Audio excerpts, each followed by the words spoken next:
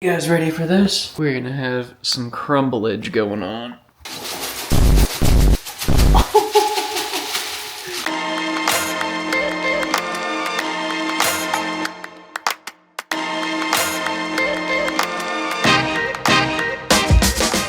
What's up, Curiosity crew? So, I have had a Miata Fender sitting right there for Lord knows how long. And I think it's time that we go ahead and swap out the driver's side fender on the NA Mazda Miata. Why am I changing it? Reason being, there is some debris building up in the rocker panel kind of towards the bottom right hand corner of the fender, and it's starting to rust through, and I'm probably gonna paint the Miata sometime in the next year or two, so we might as well replace it. Hey guys, real quick before we get started, we've been picking up quite a few new subscribers on the channel. Recently it was due to the Toyota Century video and whether or not you can daily drive it. I go into a bunch of specifics about that. But yeah, if you are a new subscriber, welcome. Very glad that you are here.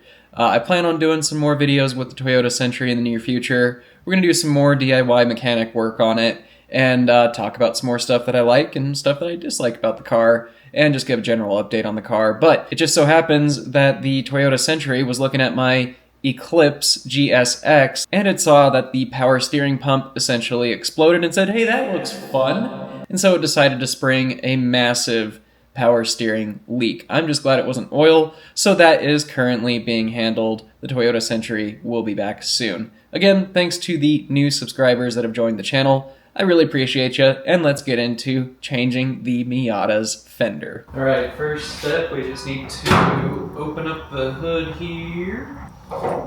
So that gives us access to this bolt here, this bolt here, and this bolt here. I do believe the bumper needs to be taken off as well. Well, not entirely, but most of the bolts on there need to come off to get this to move forward. And then this headlight needs to be popped up as well. The fender liner on the inside also needs to be removed, so that way you can get access to all of the bolts that line up there.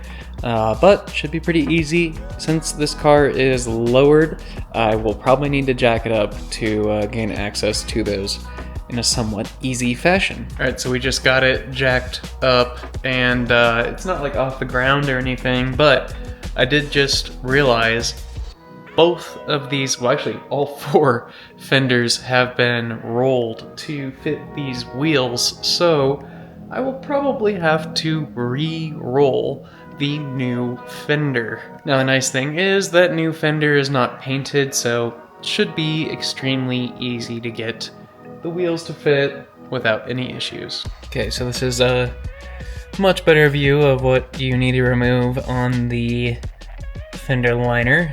We've got bolt there, bolt there, bolt there, bolt there, up there, and then one up there, another one right there, and then sometimes you will have one right here, but mine is missing. And then we do have two right there.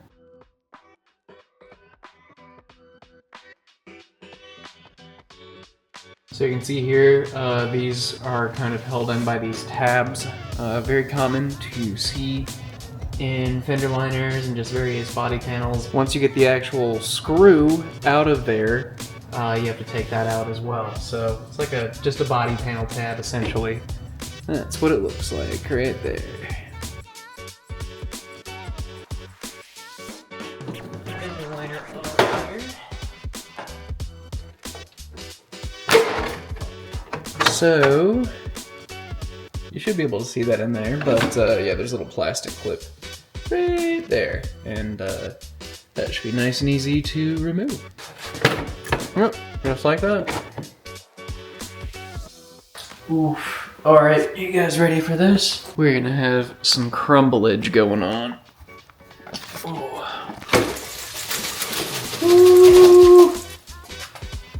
is crumbly. Oh no! That is not the greatest. Oh!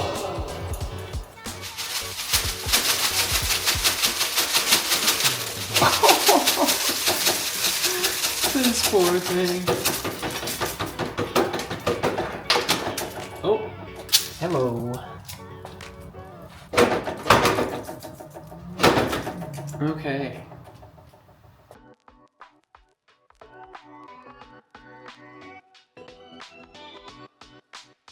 So I'm kind of tackling the bolts that are particularly annoying to deal with first, hence why I started with the fender liner.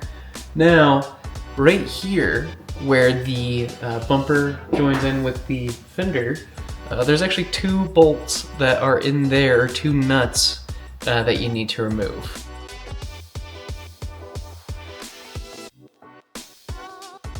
Well, I just found another fender liner bolt, which is towards the front of the car. Can't really show you it too easily, but we're gonna go ahead and try to get that out there.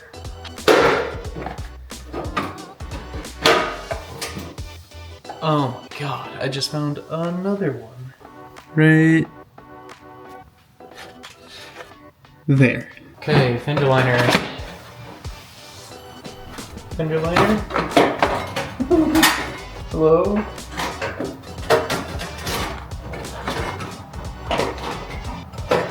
Why are you stuck? There we go. Okay. Go on.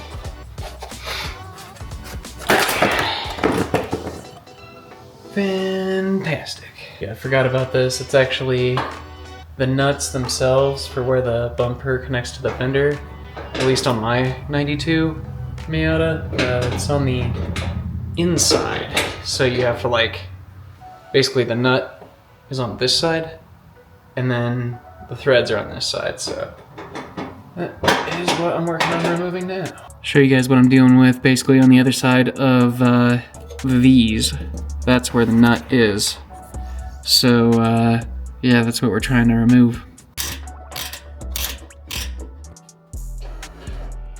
So the next few bolts that we have to get off here are accessible only when the headlights are up, interesting enough.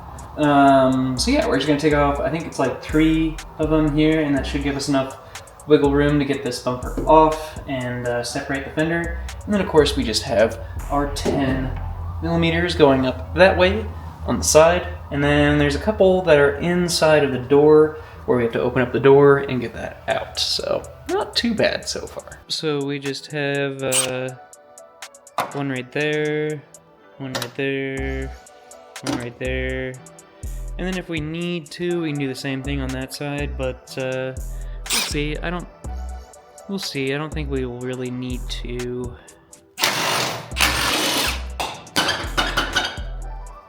I think that is gonna do it. We got plenty of movement there. So let's see how the rest of this goes. Yep, just going up the side now. Okay, so you can see we have 1 bolt here, and I believe there is another one down in there somewhere, but we're gonna tackle this one first. This, I think, is the final bolt. So we're gonna get that off, and then I think we should have the fender completely off.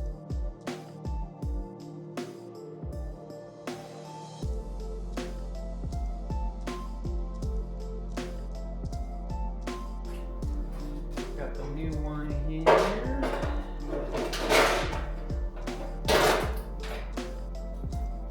So next up, I'm gonna go ahead and basically do all the bolts in reverse order, and we'll see how this lines up. I really hope we don't have any kind of door closing or opening issues.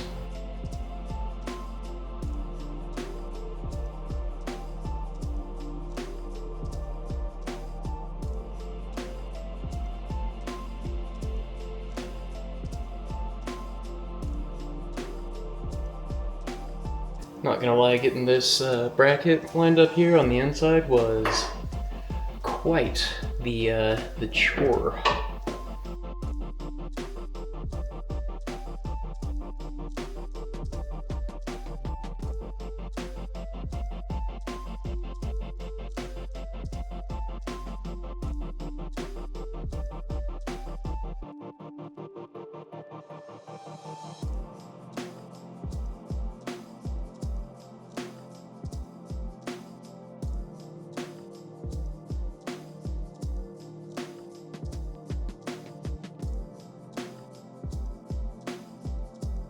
Well guys, there you have it. That is how you install a new fender on a NA Mazda Miata. This one was definitely pretty cheap. Can't remember if I got it off of Amazon or off of eBay, but I'll put the link in the description like usual. Not too bad. I think the quality isn't quite as good as OEM, of course, a little bit thinner metal, but it did the trick. That's gonna do it for this video, guys. I appreciate you watching. I upload every single Sunday, and I will see you in the next one.